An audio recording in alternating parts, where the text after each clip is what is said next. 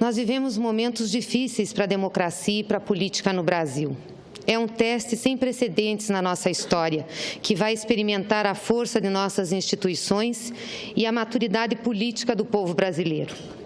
Faço política desde a adolescência. Acredito nela como um instrumento de transformação. Foram as ideias cristãs de igualdade e solidariedade que me impulsionaram na luta pública. Por que um mundo tão desigual? Por que tantas diferenças? Um novo mundo é possível. É preciso lutar por ele, é preciso acreditar. E as pessoas com esperança estão sempre na caminhada. O PT entrou na minha vida, ou eu entrei na vida dele, em 1989, quando apoiei Lula no segundo turno das eleições. No primeiro turno, eu apoiei o Brizola, para mim, um libertário antes de tudo. A teologia da libertação, as comunidades eclesiais de base, a igreja progressista, o socialismo como referência. Isso tudo tinha a ver com o que eu pensava e a forma como eu queria agir. Pronto, o PT era o partido no qual eu queria militar. Lá se vão 26 anos de vida partidária, muitas emoções, muitas conquistas e, com certeza, o ponto alto, as eleições presidenciais de 2002. Uma vitória única que trazia a possibilidade de fazer mudanças concretas na vida do povo. E nós fizemos. Vencer a fome e a miséria, investir na educação, proporcionar empregos, investir em infraestrutura, reposicionar o Brasil no mercado externo e na geopolítica não é pouco resultado para 14 anos de governo. Mas é claro que com as conquistas também vieram os erros, os equívocos, muitos dos quais pressionados pelos que desejam a manutenção do status quo, ciosos por não perderem espaço e garantias. As composições políticas, o pragmatismo cotidiano, as apostas erradas, hoje cobram seu preço. É com muita dor que eu venho a essa tribuna hoje. Dor na alma, dor no coração. Dor pelo que aconteceu na última quinta-feira. Pelos erros e equívocos na nossa história, pelas injustiças semeadas no longo do caminho.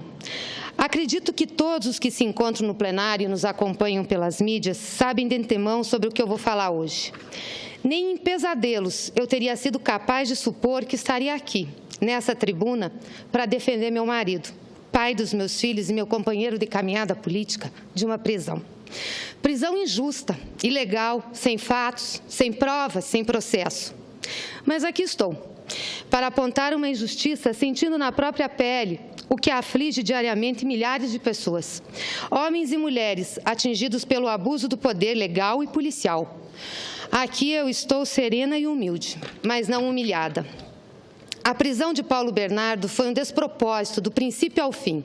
Prisão preventiva? Prevenir o quê? Um processo iniciado em meados de 2015, sem nenhuma diligência feita, nenhuma oitiva realizada, mesmo por diversas vezes ter ele solicitado para depor? Qual risco oferecia meu companheiro à ordem pública, à instrução processual, à aplicação da lei? Sempre esteve à disposição das autoridades em endereço conhecido. Há mais de 2 anos não ocupa nenhum cargo público. É aposentado pelo Banco do Brasil depois de 38 anos de contribuição previdenciária. Conheço Paulo há muitos anos. Sei das suas virtudes e de seus defeitos. Sei especialmente o que não faria. E não faria uso do dinheiro alheio para benefício próprio. Não admitiria desvios de recursos públicos para a sua satisfação ou da família. Tenho certeza de que não participou ou se beneficiou de um esquema como o que estão acusando. Ele sabe que eu não perdoaria, que a sua mãe não o perdoaria. O patrimônio que construímos ao longo da nossa vida nem de perto chega ao que estão acusando ou ter se beneficiado. São 2 imóveis adquiridos antes de 2004 e um no qual moramos em Curitiba, adquirido em 2009, financiado junto ao Banco do Brasil em 20 anos. É uma dívida mais do que um patrimônio, constantes das declarações de imposto de renda. A imprensa noticiou nosso apartamento com uma grande cobertura. O condomínio tem 160 apartamentos, com vários prédios pequenos. O que dizem ser cobertura é o último apartamento no 8º andar, um pouco maior que os outros. É confortável, jamais luxuoso. A operação montada para busca e apreensão em nossa casa e para a prisão do Paulo foi surreal. Até helicópteros foram usados, força policial armada, muitos carros. Para que isso? Chamar atenção? Demonstração de força? Humilhação? Gasto de dinheiro público desnecessário? É isso. Foi uma clara tentativa de humilhar um ex-ministro nos governos Lula e Dilma, que colheu muitos elogios no exercício de seu cargo. É também uma tentativa de abalar emocionalmente o trabalho de um grupo crescente de senadores e senadoras que discordam dos argumentos que ora vêm sendo usados para afastar uma presidenta legitimamente eleita por mais de 54 milhões de votos. O que vemos é a mesma e repetida seletividade que vem marcando decisões do Ministério Público e de juízes que promovem carnavais midiáticos contra alguns políticos, ao mesmo tempo em que protegem e retardam decisões de outros sobre os quais há provas mais do que suficientes para uma ação contundente e definitiva. Minha indignação é profunda e sincera. Nossa família não mereceu, de forma alguma, o tratamento recebido de um braço do Estado, do qual fazemos parte, e que ajudamos com o nosso trabalho como senadoras e senadores a aperfeiçoá-lo, a torná-lo mais eficiente, mais justo e mais humano. Cada qual à sua maneira, de acordo com a sua cor partidária e com as suas próprias ideias, mas sempre em busca do melhor para a nossa gente. O endereço particular e o estado civil desta senadora são conhecidos pela Polícia Federal de Brasília e do Brasil. Todos aqui sabem que meu marido sempre se colocou à disposição da Justiça para responder às falsas acusações que lhe foram feitas. Todos que nos conhecem sabem dos nossos hábitos, do nosso padrão de vida, dos bens que conquistamos após décadas de muito trabalho e dedicação. Por essa razão, o cerco policial por terra e ar de nossa casa e a ordem judicial para entrar em nosso apartamento teve a clara intenção de constranger, não só a mim, mas a todos os moradores, como se a intenção principal fosse mostrar sua onipotência contra cidadãos desarmados. Eu não estou aqui a reclamar o respeito como parlamentar, com mandato popular e prerrogativa de foro, sobre o qual, aliás, eu já me manifestei contrário e assinei uma proposta de emenda constitucional para extingui-lo. Mas o respeito com que qualquer mulher ou homem deve ser tratado por agentes de Estado, principalmente os que exercem a função policial. Nas remexidas em minha casa, sequer o computador do meu filho adolescente utiliza em seus trabalhos escolares foi poupado. Agora é prova de processo criminal.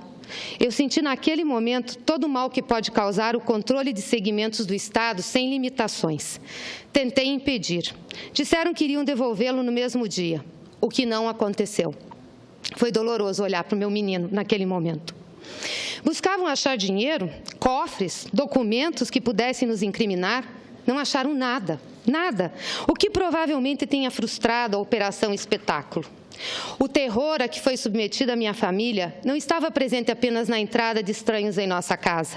O terror continuaria ainda durante boa parte do dia, com o Paulo sendo levado de aeroporto em aeroporto, sempre com a presença de câmeras de TV, para transmitir ao vivo sua humilhação, a nossa impotência contra a violência, a nossa incapacidade de reação perante decisões meticulosamente anunciadas com o propósito prioritário de proporcionar um espetáculo midiático, sem confirmação de provas ou indícios concretos que deveriam constar nos autos. Ao longo do dia inteiro, eu e meus filhos fomos submetidos a outra tortura, tortura da era moderna, a transmissão ao vivo da prisão de uma pessoa querida, contra a qual não existe prova de transgressão. Sim, a tortura atualmente é prender antes, sem provas, e só soltar se a pessoa falar algo que seja do interesse dos investigadores. Nada incrimina meu marido, além de delações que os advogados de defesa desconhecem em sua totalidade e que desconhecemos em quais condições foram ditas. Aliás, delações feitas sob a tutela de um só advogado, Figueiredo Bastos, que, atendendo a vários clientes, sempre dá um jeito de fechar as versões que pretende.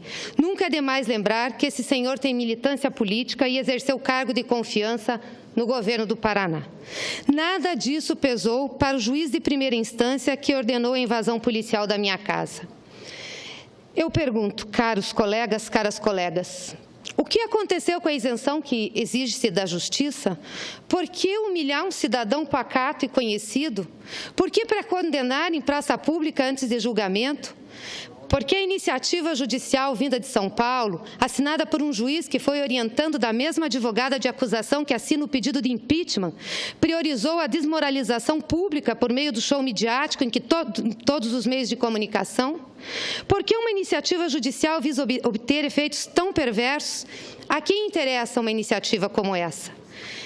Eu peço que todos reflitam bastante sobre essas perguntas. Repito, eu estou aqui serena e humilde, mas não humilhada, para dizer que a inocência de Paulo Bernardo será provada.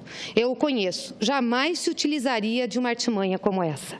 Não há contrato do Ministério do Planejamento com a tal consiste, nem vínculo do então ministro do Planejamento com o convênio celebrado entre a empresa e a Associação dos Bancos. Além disso, o próprio TCU, em acórdão de 2013, afirmou que o acordo com a Associação dos Bancos era regular e dispensava a licitação. Se o Paulo participou de alguma armação criminosa, onde está o seu produto? Para onde foi o dinheiro? Em que foi gasto? Volto a repetir, não temos conta no exterior, quase não viajamos, não somos dados a festas e nem badalações. Nosso patrimônio é compatível com os nossos salários. É um crime sem objeto, então? Minha luta aqui e agora é pela restauração da dignidade do nome de meu companheiro, duramente atingida pelas precipitações do noticiário. Sei que é uma cruzada difícil, inglória, é contrariar a onda corrente. Ainda não encontrei alívio para minha dor nem para a dor dos meus filhos, apesar do testemunho de amigos, companheiros, que mesmo na adversidade não perdem a fé e ousam falar com coragem, o melhor instrumento de combate que nós temos.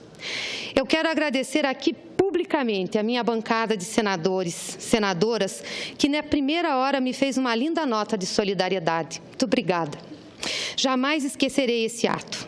E em nome dos senadores Paulo Rocha, Lindbergh Farias, Fátima Bezerra, Vanessa Graziotin, que estiveram comigo nas primeiras horas, agradeço a todos os demais que manifestaram a solidariedade e apoio por telefone ou mensagem. Agradeço também ao presidente do Senado, senador Renan Calheiros, e ao vice-presidente, senador Jorge Viana, pela pronta intervenção junto ao Supremo Tribunal Federal. Agradeço as inúmeras manifestações de solidariedade que recebi, de companheiros e companheiras, militantes, amigos, conhecidos e pessoas que me acompanham nas redes sociais. Há situações e acontecimentos na nossa vida que são tão incompreensíveis, tão violentos e traumáticos, que, como descreveu o poeta argentino Jorge Luiz Borges, vão ficar acontecendo de forma repetida para sempre. Esta será a marca da prisão do Paulo na minha vida e na vida dos nossos filhos.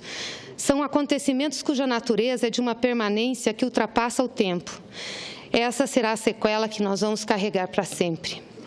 Além de impiedosa e injusta, uma prisão ilegal, abusiva e desnecessária.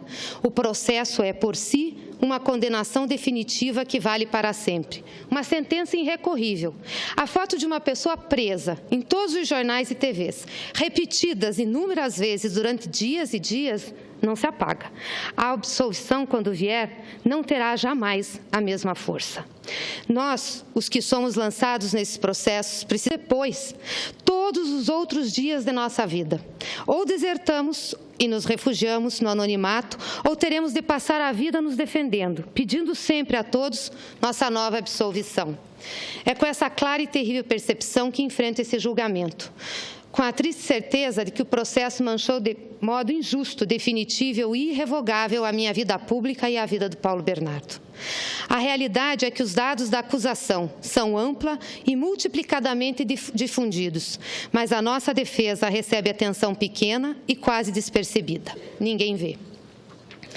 Temos um passado de luta e de dificuldades. Não é do nosso feitio cometer infração de qualquer natureza, nem penal, nem eleitoral, nem fiscal.